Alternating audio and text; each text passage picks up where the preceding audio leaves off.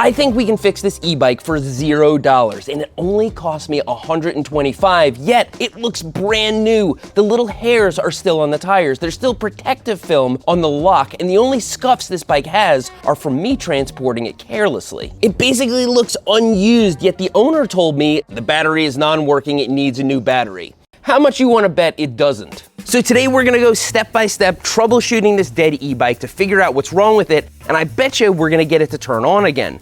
Then we can put it back on the road so it can make somebody's day, or we can make a profit on it.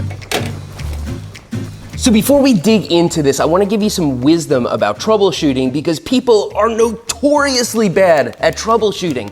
When I used to work in car stereos and alarm systems, a customer would walk in and say, "My radio's broken, I need a new radio." Okay, sir, that will cost you $1,000, but do you want me to check and see if it might be something else? Then I would go into their car with a pair of pliers, pull the penny out of their cigarette lighter, change the fuse, and send them home for $45. Makes me a terrible salesperson, but a really honest technician.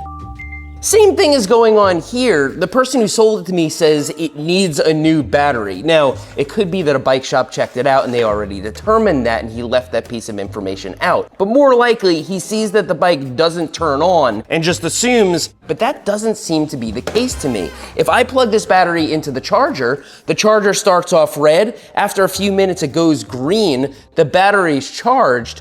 Seems to be working to me. And so it could be the power switch, it could be a connection, it could be many things. So the first step in troubleshooting is to start with the simplest thing. Let's see if the battery is actually outputting any power. Behold, a $300 multimeter and a $15 multimeter. They both do exactly the same thing. That is, if you don't care about durability, reliability, accuracy, none of that's gonna be important. We're just checking the voltage on an e-bike battery. And so, what do we have here? Well, we've got the power port right over here. We've got a little fuse over here. That's something we can check. And then, at the bottom, we have the terminals that actually connect to the bike to turn it on. That's where we wanna test voltage. But first, did the fuse blow? Is this gonna be a $1 trip to the hardware store? A fuse will blow in order to protect a circuit. So if it is blown, then we gotta see if it might be something else, but we can take it out and see visually if the fuse is any good. Oh, no, we can't. It appears to be a ceramic fuse, and so you can't visually see whether there's anything wrong with this fuse. We have to test it with the multimeter. So before we test this fuse, what do fuses do and how do you test one? I set up a little experiment here to show you. Fuses come in lots of shapes and sizes, but there's usually a little element that burns out. When something goes crazy, there's too much current, the fuse will fail before something really dangerous fails. So if you see this little purple fuse here, I'm gonna put a piece of white paper behind it. You can see that there's a little U on this thing, and that U is what's gonna blow. I'm gonna short circuit it and show you what happens.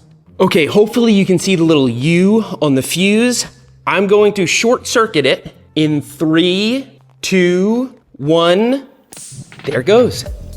So now whatever was causing this fuse to short circuit, it's no longer possible because there's a break in the circuit. So with a blown fuse and a perfectly good fuse, I can show you how each will behave when you connect them to a multimeter. First thing you're gonna wanna do is set your multimeter to ohms or beep.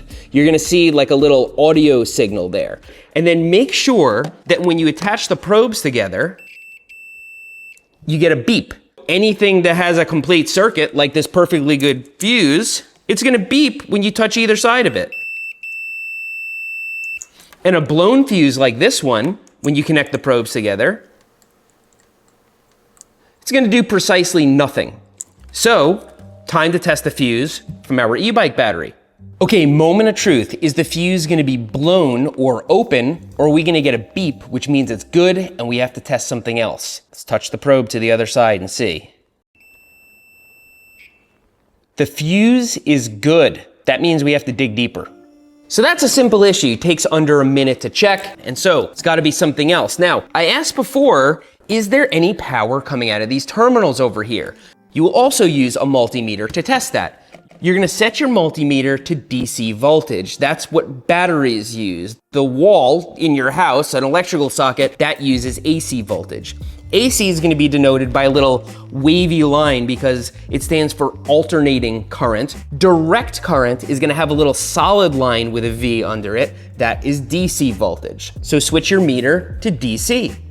So if I have a battery like this one, I'm just gonna take my probes, put the positive end on this side and the negative end on this side, and boom. This is a 3.7 volt battery. It's not charged, so it shows 3.4 volts DC. It actually doesn't matter if you get these backwards. If you put the positive one on the negative side or switch them around, you're not gonna start a fire. You're just gonna see it as negative 3.4 volts on your meter.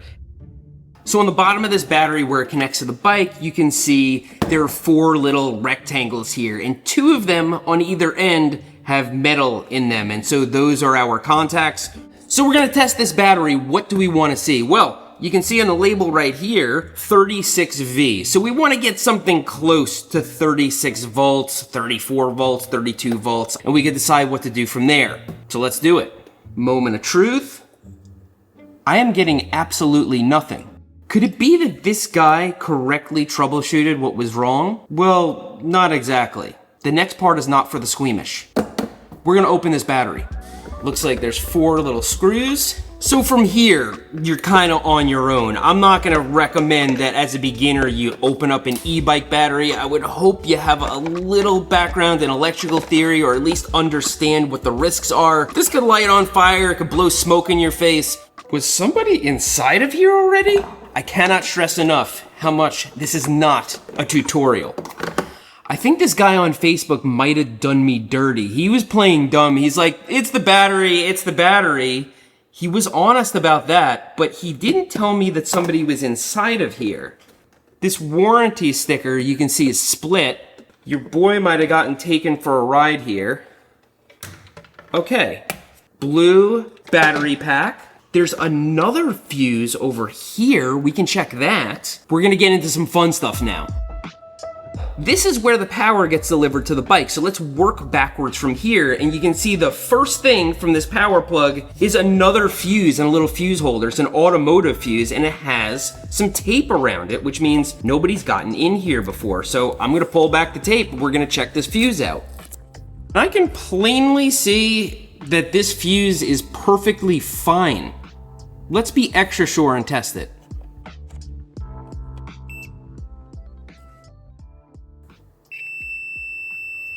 Yes, the fuse is fine. So now we can start poking around and see if there's a break in the connection somewhere. Could it be the actual fuse holder right here? With the fuse out, on the side before the fuse, let's test the power. So I have one power probe in the plug over here. I'm gonna put the other power probe into the fuse holder.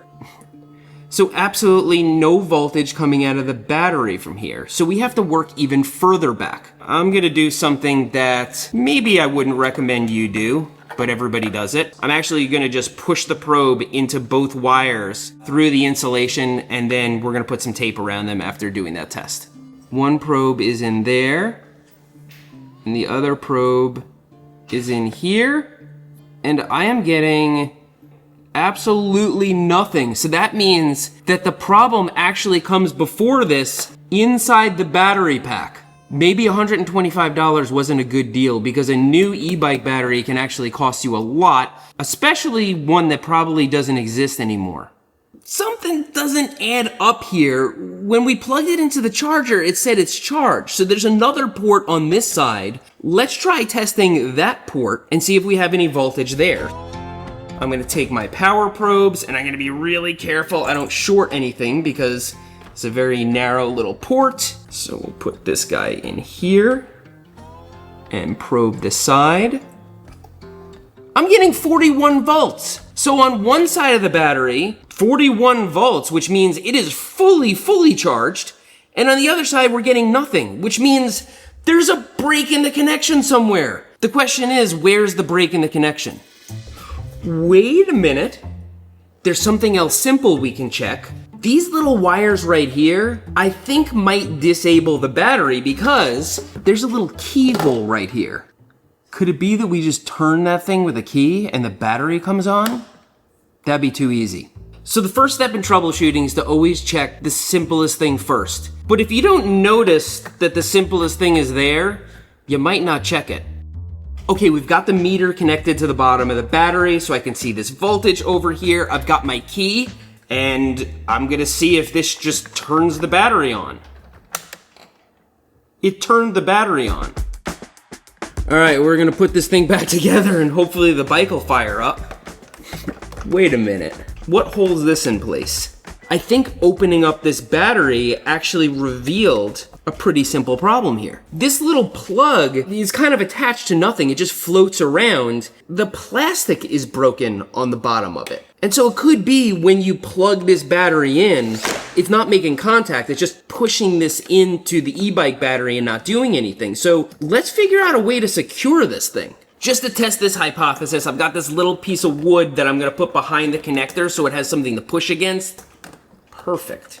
And then if this works, maybe we'll open up the battery and come up with a better solution, or maybe we won't.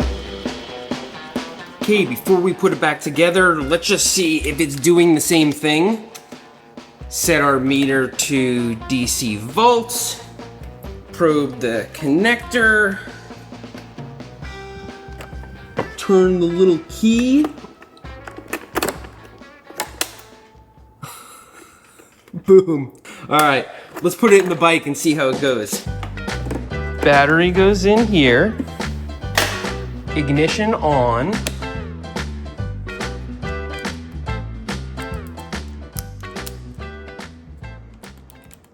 Something just does not add up here. We've got more to do. The fact that that port down there was broken, the plastic was physically broken, tells me that it's just ramming into something and not making contact. So, let's take a look at here closely. The battery is not all the way in, it's hitting into something. Let's take a really close look where the battery interfaces with the bike. There's got to be something off here. Ha! Check this out. This guy's bent way out. I'm gonna push that in so that it's straight up with the other guys. Let's see if this battery plugs in. We're gonna go in real careful. Okay, let's give it a little wiggle. Okay, it's plugged in. On. It's alive! Oh man. Let's get this thing out on the bikeway and give it a test.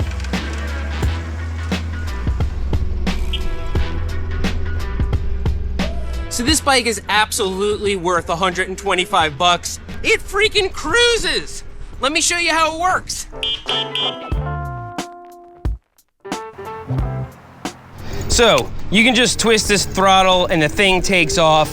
I prefer pedal assist mode, so you can actually push the pedals and it goes. There's a 1, 2, and a 3 over here to set the level of assist that you want. It's got headlights, and then you can shift gears and use it just like a normal bike.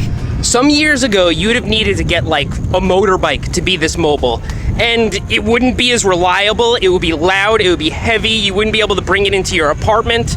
This is just crazy. 125 bucks and a teensy-tiny bit of know-how. Because at the end of the day, what the problem ended up being was common sense. And if most smart people looked at it for long enough, they would have figured out what I did. Man, this thing is smooth. It's a great bikeway cruiser. You can go and get lunch, which is exactly what I'm about to do right now.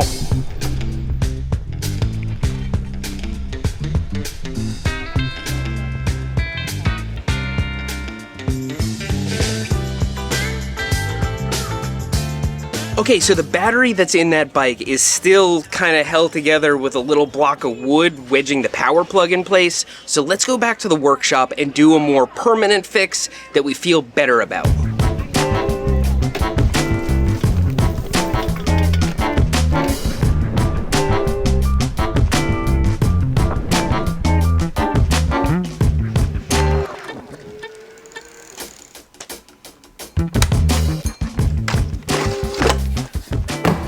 Okay,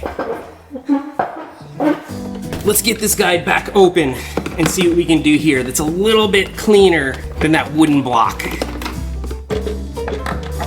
So, this was always removable. It always slid in and out of here, but the little tab that held it in place is no longer there. So, We're going to 3D print a little piece that I can glue in here so that we can still remove this, but it will be sitting firmly against something. That way, if anybody has to service this pack again, they can take it all apart just as we did. I could probably just JB weld it and it wouldn't matter, but let's go overboard. So while that's printing, we're gonna mix up this JB weld, and I already found a buyer for the bike. My producer's fiance has been looking for an e-bike. I'm gonna sell it to him for what I bought it for, and it's gonna go back on the road instead of sitting in a landfill. This is a huge win. So this is printed on polycarbonate. It slides right in here, in between these two pieces. Oh, fits like a glove. It stays in there pretty good even without the adhesive, but I'm gonna do my dirt here. Get it in there permanently. Here we go. Get the excess off. Oh yeah. So now it's held together, but it's still removable in case we need to service it someday. But we're gonna put this back together and get it off to its new home.